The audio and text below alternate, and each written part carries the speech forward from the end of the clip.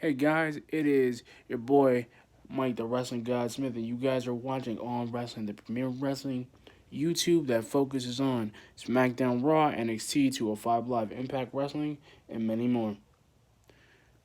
The video I'm gonna talk to you about tonight is the Smackdown last night. So I know you guys have seen it, and I saw it last night. So my first thing I'm gonna talk about is Becky Lynch, or as I call her, Becky Fired. So, as you guys may know, Becky Lynch came out last night in a promo with Triple H, and Triple H thinks that she's afraid of Ronda Rousey, which I think that's really not true. I think she hates Ronda Rousey.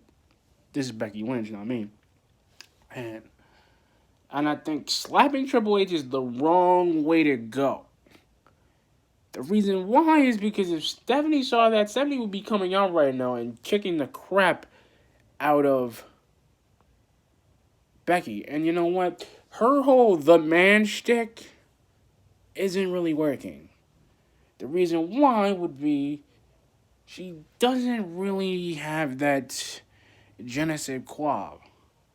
And I kind of feel like she's doing a Hulk Hogan when he was in the NWO and he was fighting against Sting, but he was really afraid of Sting because and Eric Bishop was hyping him like he was going to beat him. And that's the thing that gets me. She's doing the Hulk Hogan NWO championship thing. Because the thing is, Becky Lynch is kind of be like the Sting. She's kind of the Sting to her Hogan. If you guys get the reference, like I said, I'm just like, you know what? I'm flabbergasted because you know what?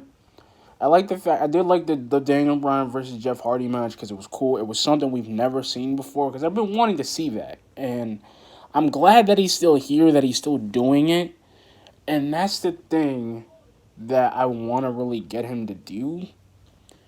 And I kind of like the fact that there was a tag team tournament going around that the titles will be on because the thing is that Miz and Shane are doing good right now. They're on a roll, and I think that's really good for the dynamic or the tag team division because it's actually making the tag team division actually want to work harder. And that's the thing. And you know what? Like I said, I kind of feel Daniel Bryan being a heel, and like I said, his gimmick to me still feels kind of stale. Because the fact is, now there's like about four different guys that he has to fight that he's never fought before. That means he's got to go after Joe. That means he's got to go after Joe, get accustomed to him, get accustomed to Matt. Get accustomed to Jeff, get accustomed to AJ.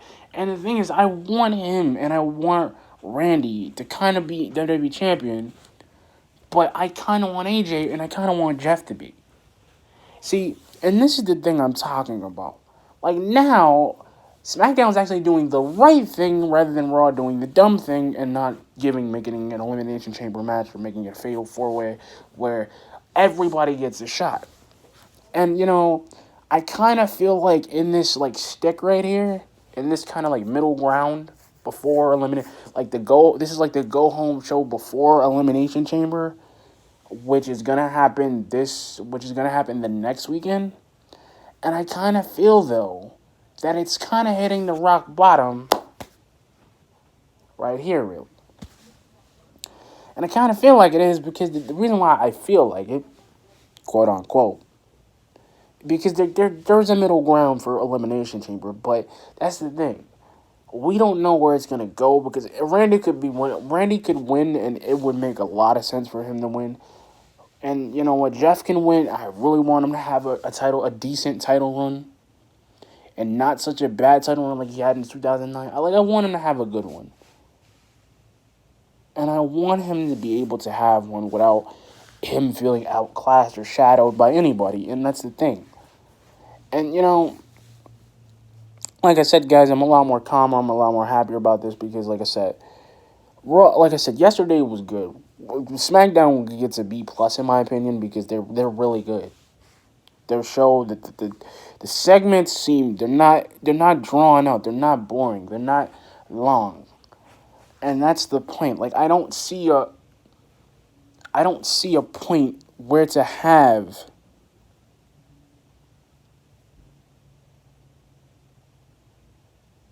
a reason. I don't want them to have a bad reason. I don't want them to have a rep about it or a bad rep. Like, I want them to be okay and I want them to do what they want. Like, I want them to go their own way and I kind of want them not to be like Raw. And that's the thing, because now we've kind of got an impasse with Becky. We have an impasse, right? See, now we kind of have to sit in the box here and think about it. And we kind of have to sit in this box here and really think about what are we doing. Lion A, we got to think about the what are we doing joke. And I mean, by the what are we doing joke, I mean, what are we doing? Because the joke is now, Elimination Chamber is coming. So, meaning, Rusev, they're all going to have a separate thing. Rusev and Shinsuke are going to go after the titles. They're going to be their different style. There's something that nobody's really fought before. And that's the thing, too. Because I get the reasons. I get why they're trying to make this idea go here. And then, we kind of have Sonya Deville and Mandy Rose in the big. Because, we got to get them to get there. And then we got to get Naomi. Then we got to get her in the mix. At some point, in a bag of tricks. That's what we have to do.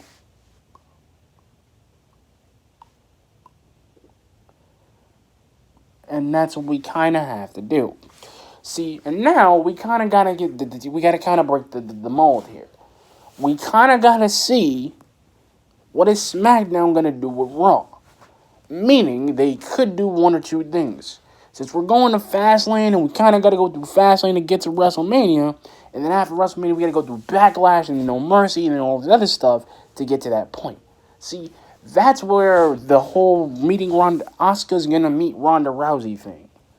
Because if Asuka meets Ronda Rousey, that means that dream match is going to happen at some point. Meaning the greatest match will happen. Meaning that title unification, women's title unification is going to happen. See, you don't really get a lot of guys, and I look at Shelton Benjamin too, as a mid-carder, because he's not really he's not really in the stick here. And it would be cool if he was there, because that would be fine if he was actually being a solo guy, and he was doing it, because the Intercontinental title would have made sense to be on SmackDown, because he could have won that, had a good run as Intercontinental Champion, did it a couple of times, went for U.S. title, and then that way he would have had a dual branded title. And that's the problem right there. You don't really get to have a dual wielded title.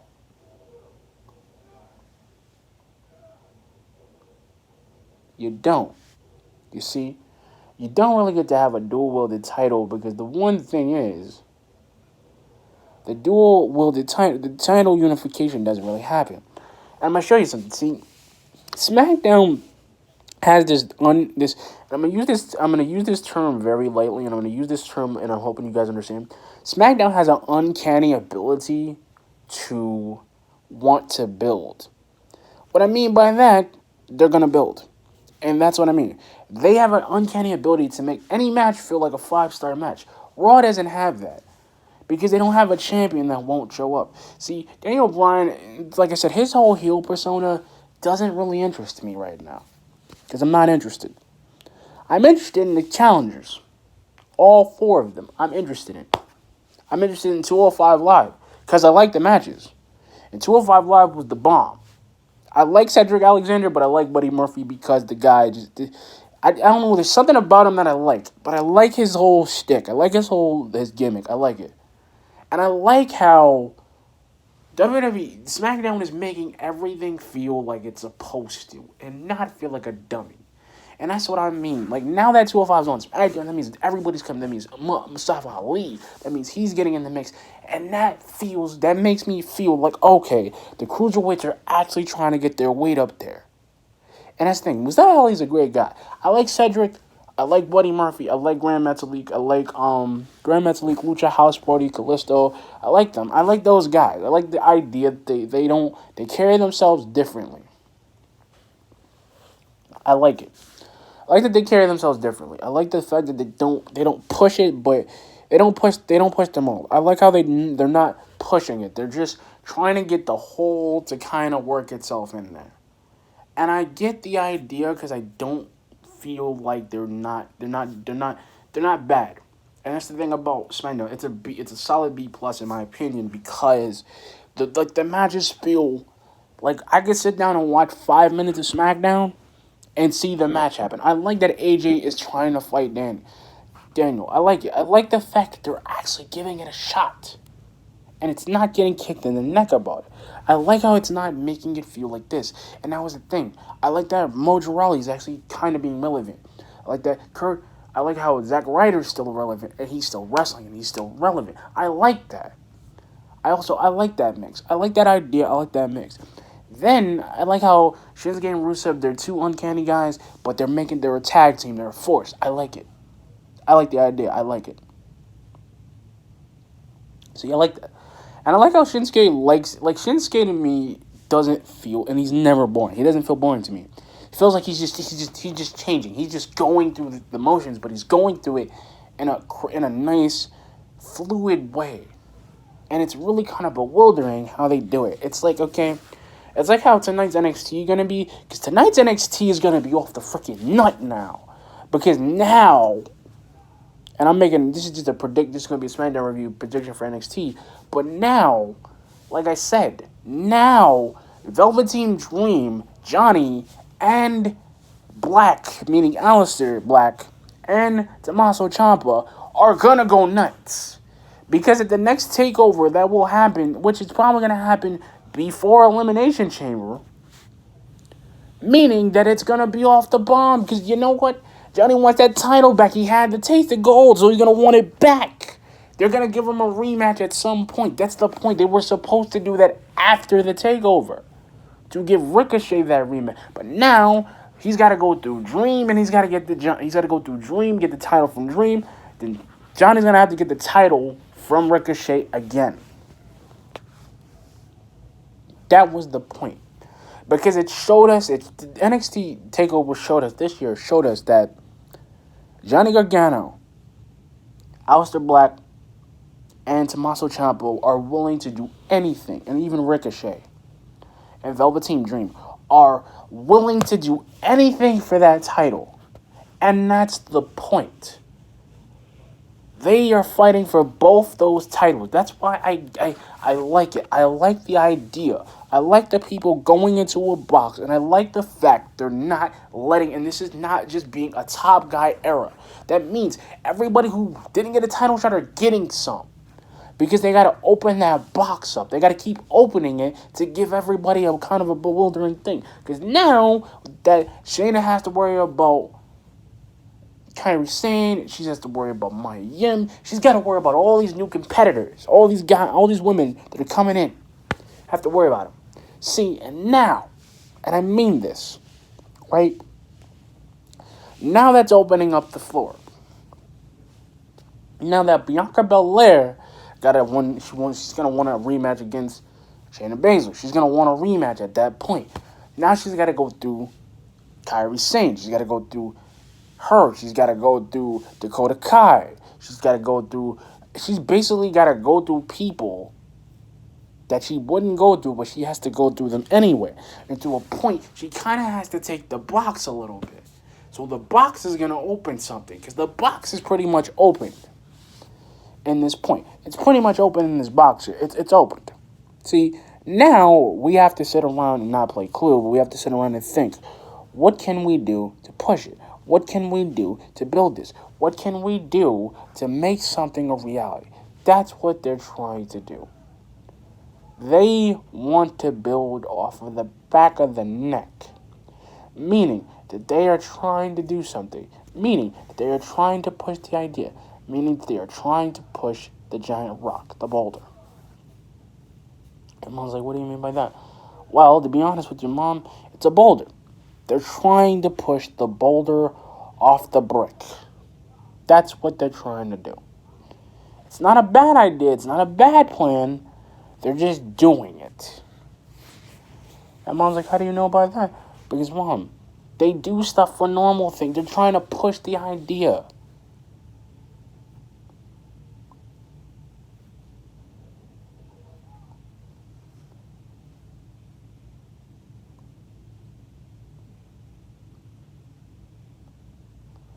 like I said, they're trying to push a box full of bricks.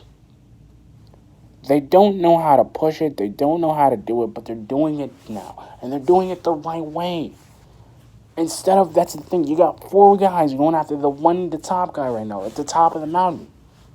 You got Jeff Hardy, you got Samoa Joe, you got him, you got Randy, you got him coming in the mix. And who knows, maybe the Miz will come in. We don't know, because the possibilities are limitless right now. And I'm gonna give you guys another reference. Remember when SmackDown, even when when the World Heavyweight title was on SmackDown, and Ray had the title, and then Batista wanted it against Ray.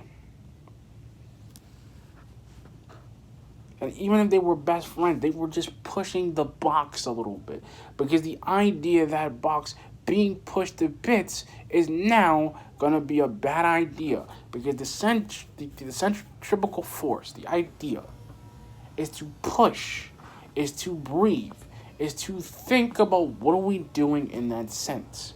Meaning that they could bring more ruin, meaning that it could make more money, meaning that it can do a lot of damage, and meaning it could do a lot of crap, meaning that it's going to that point, meaning that it might go somewhere, it might do something. But we don't know.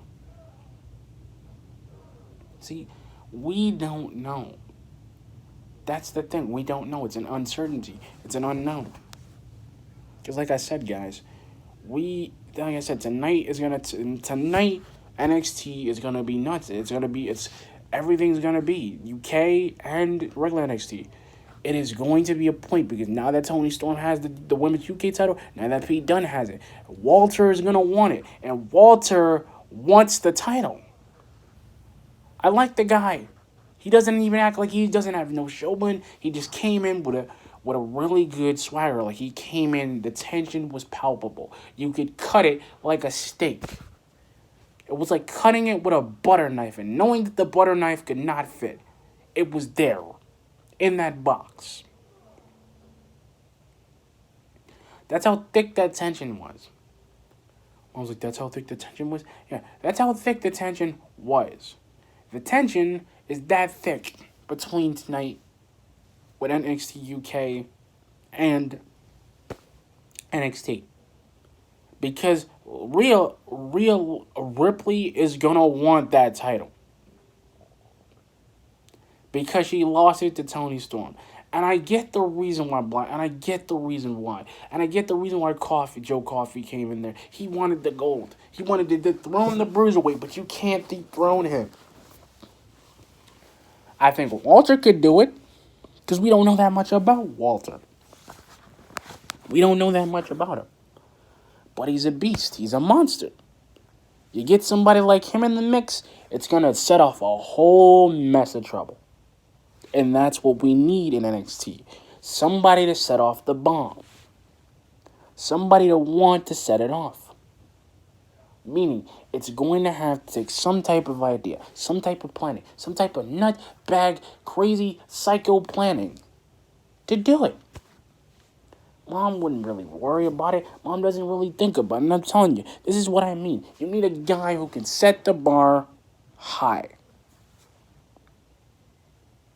That's what I'm telling you. Tonight is the future, guys.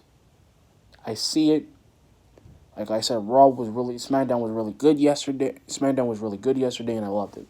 It's a beat to me. But anyway, guys, like I said, if you like the video, keep viewing. Hit the subscribe button. Like I said, I need we're going to do 5 subscribers. The first 5 subscribers will get an All-In Wrestling t-shirt that I am currently working on right now. But anyway, guys, if you like the channel, subscribe, hit that like button, hit that subscribe button. Peace.